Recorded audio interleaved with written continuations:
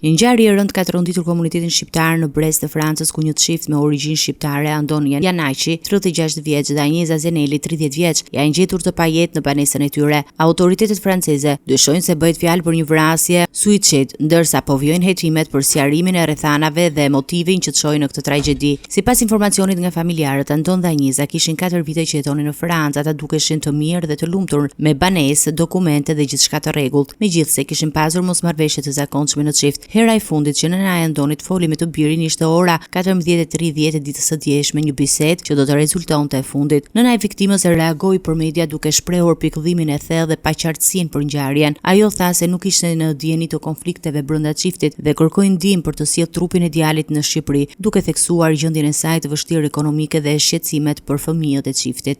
Ishim mirë bukur me shtëpi, me kanta, me të tëra. Nuk e di si janë.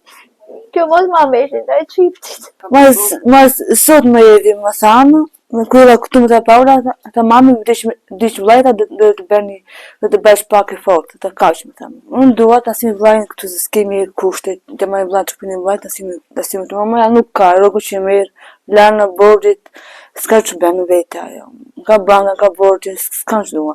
Nda vetë në vlajnë të asim këtu, s'dojmë që tjetër. Policia franceze po vijon hetimet për të përcaktuar motivet dhe rrethanat e sakta që çuan në tragjedi, ndërsa komuniteti shqiptar në Brest mbetet i tronditur nga ngjarja. Nëna e Andon Janaqit u shpreh për mediat se nuk ishte dieni për konfliktet në çift dhe kërkoi ndihmë për të sjellë trupin e djalit në Shqipëri.